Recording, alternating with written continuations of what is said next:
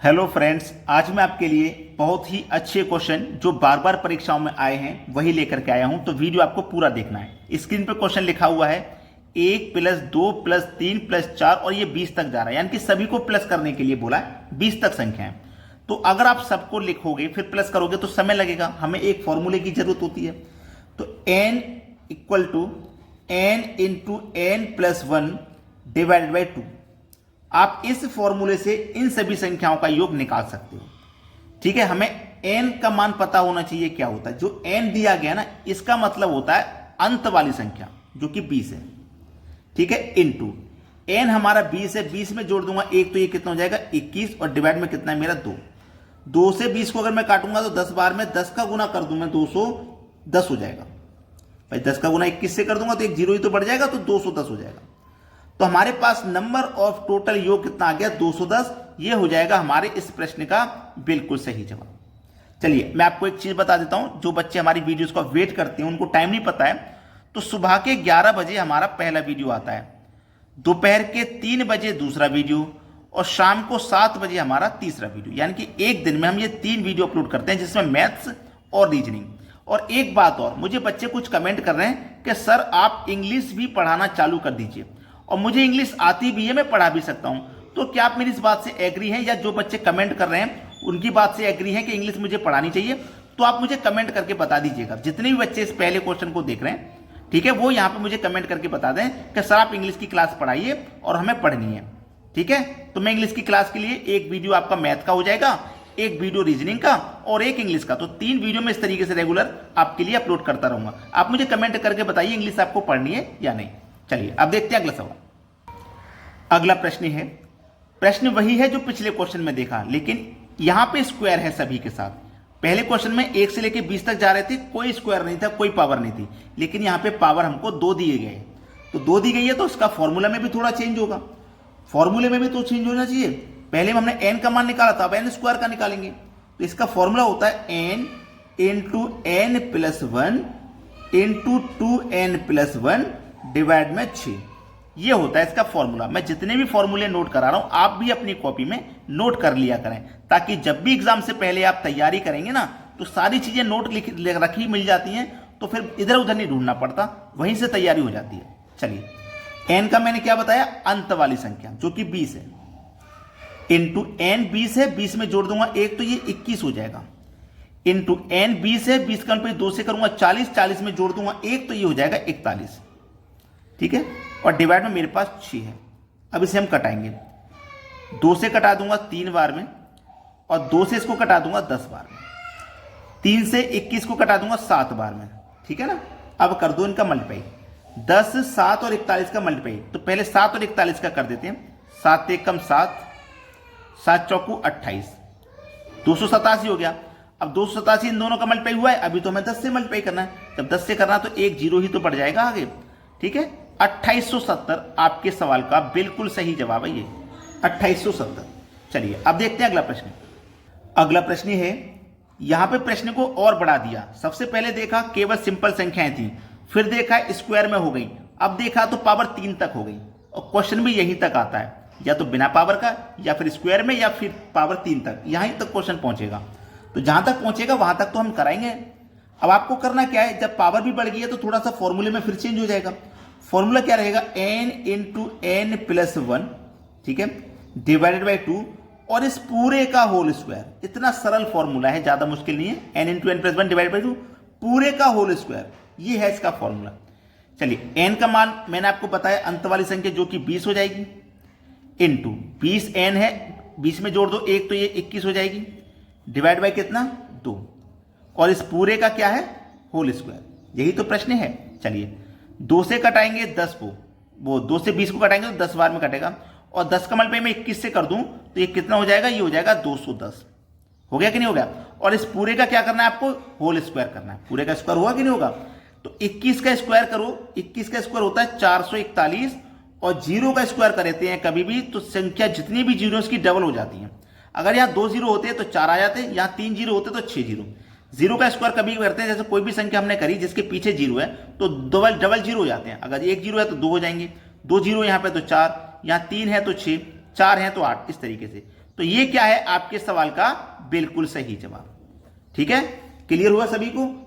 चाहे बिना पावर का दे दे, चाहे स्क्वायर में दे दे, चाहे क्यूब में, आप आसानी से बना लोगे। अब देखते हैं अगला प्रश्न। अगला प्रश्न है, करण ने 1 दर्जन पेन 120 रुपए के खरीदे और 3 पेन का पैक 35 रुपए के हिसाब से बेचा, उसका लाभ प्रतिशत क्या है? करण ने 1 दर्जन पेन 120 रुपए के खरीदे हैं। 1 दर्जन का मतलब 12 होते हैं, यानी कि 120 रुपए में उसने 1 दर्जन खरीदे ना, 1 दर्जन का मतलब उसने 12 खरीदे। 120 रुपए में 12 पेन, ये आपके रुपए हैं और ये आपकी वस्तु है। ठीक है, 120 रुपए में 12 पेन खरीदे और वो 3 पेन का पैक 35 रुपए का बेच रहा है, यानी कि वो एक पैक बना रहा है 3 पेन का। एक पैक वो 3 पेन का बना रहा है। कोई पैकेट बनाया जिसमें उसने 3 पैक पेन किए, तो जो पैकेट है ना उसका एक, उसे वो 35 रुपए का बेच रहा है। इस 35 रुपए के एक पैकेट में वो 3 पेन दे रहा है। ठीक है, टोटल पेन उसके पास 12 है। एक पैकेट में 3 पैक बेच रहा है, तो दूसरे पैकेट में भी 3 पेन बेचेगा, तीसरे पैकेट में भी 3 बेचेगा और चौथे पैकेट में भी 3 पेन बेचेगा। तो 3 और 3 6 और 3 9 3 12, टोटल पेन उसने बेच दिए 12। एक पेन को बेच रहा था, एक पैकेट को 35 का, दूसरा भी 35 का बेचेगा, तीसरा भी 35 का, चौथा भी 35 का बेचेगा। तो उसने चारों पैकेट कितने के बेच दिए? 35 और 35 70, 70 और 70 140। कितने के बेच दिए उसने? 140। उसने खरीदे थे 120 रुपए के, बेच दिए 140 के। 120 का खरीदा था, 140 का बेच दिया। फायदा कितने का ले लिया? 20 रुपए का। और फायदा निकालो चाहे नुकसान, हमेशा कॉस्ट प्राइस पे निकलता है। कॉस्ट प्राइस 120 है और प्रतिशत में बताने के लिए कोई भी चीज को हम 100 से गुना कर देते हैं। कटा लीजिए, बस आंसर आ गया। 20 से 120 6 बार में कटेगा, 6 से इसको कटा देंगे। 6 कम 6, 4 बचेगा 40, 6 छिंग 36, 4 बचेगा 40 हो जाएगा, नहीं जाएगा 10.40, 6 छिंग 36। तो 16.6 किस ऑप्शन में? ये देखिए पहले 16.6 पहले ही ऑप्शन में, तो ये आपके सवाल का क्या हो जाएगा? बिल्कुल सही जवाब। अब देखते हैं अगला प्रश्न। अगला प्रश्न है, जी काम करने में एस से दोगुना सक्षम है। ये जो जी है ना हमारा, ये एस से दोगुना सक्षम है। अगर एस एक काम करेगा तो जी हमारा 2 काम कर देगा, क्योंकि दोगुना सक्षम है। यदि जी किसी कार्य को एस की तुलना में 30 दिन कम में कर सकता है, जी किसी कार्य को एस की तुलना में, जी किसी कार्य को 30 दिन में कर सकता है, तो एस को कितना समय लगेगा? 60 दिन का समय लगेगा कि नहीं? क्योंकि जी की कार्य क्षमता दोगुनी है। भाई आपका एस एक काम करेगा, जी 2 कर देगा, क्योंकि दोगुना सक्षम है। जब जी किसी काम को 30 दिन में कर रहा है, तो एस उसे 60 दिन में करेगा कि नहीं करेगा? जी किसी कार्य को एस की तुलना में 30 दिन में कर सकता है, तो 30 दिन में कर रहा है। एक साथ काम पूरा करने के लिए उन्हें कितने दिन लगेंगे? पहले तो काम पता कर लो कितना है। जी कर रहा है 30 में, एस कर रहा है 60 में, दोनों का एलसीएम ले लो 60। 30 से काटो 2 बार में और 60 से काटो 1 बार में, वही आ गया ना, जी का 2 और एस का 1 निकल के। ठीक है, दोनों मिलकर के पूछा है, तो टोटल काम आपका कितना है? 60। 2 करेगा जी, 1 करेगा ए, दोनों मिलकर के कितना करेंगे? 3। तो 3 से कटा दो भैया, 60 को 20 बार में जाएगा। आंसर आ गया आपका 20। ठीक है, बी ऑप्शन है प्रश्न का सही जवाब। अब देखते हैं अगला सवाल। अगला प्रश्न है, 2 संख्याओं के अंतर का दोगुना उनके योग के बराबर है। अगर एक संख्या 15 है तो दूसरी संख्या ज्ञात करो। बहुत अच्छा सवाल है। एक संख्या ए, दूसरी संख्या में बी ले लेता हूं। अब बोला क्या गया उस प्रश्न को ध्यान दीजिए। 2 संख्याओं के अंतर का दोगुना, कोई 2 संख्या लीजिए, उनके अंतर का दोगुना योग के बराबर है। याद रखना, योग के बराबर है। तो कोई 2 संख्या लीजिए, पहली संख्या 15 ले ली। ऑप्शन से अगर मैं करने जाऊं 15 या 10 या 5 या 20 कुछ भी हो, लेकिन मुझे क्या करना है, मेरे पास एक संख्या 15 दे दी गई, तो मैं 15 लूंगा एक संख्या को। ठीक है, 15 लूंगा। तो मेरे पास बोला 2 संख्याओं के अंतर का दोगुना उनके योग के बराबर है। अंतर का दोगुना, एक संख्या मेरी 15 है, इसका मैं दूसरी संख्या मुझे पता नहीं है, तो मैं उसे x मान लेता हूं। एक संख्या 15 है, दूसरी नहीं पता, तो x मान लेता हूं। इनके अंतर का दोगुना, दोगुना कर लेता हूं, अंतर भी कर लिया, इसका दोगुना बराबर है कितने के? भाई बराबर क्या है? 2 संख्याओं का अंतर, दोनों संख्याओं का अंतर उनके योग के बराबर है। उनके योग के क्या है? बराबर। तो योग के बराबर कर लो भैया, 15 प्लस x, दोनों का योग के बराबर है। जो अंतर है ना, वो दोनों के योग के बराबर है, और अंतर का क्या है? दोगुना। तो दूसरी संख्या ज्ञात करो, मतलब x का मान पता करना है। ये है आपका सवाल। अब 2 का गुना 15 से करूंगा तो 30, 2 का गुना x से करूंगा 2x बराबर 15 प्लस x है। ये x वाले टर्म एक तरफ हो जाएंगे, 15 इधर आके प्लस का है तो माइनस का हो जाएगा, 30 में से 15 माइनस 15।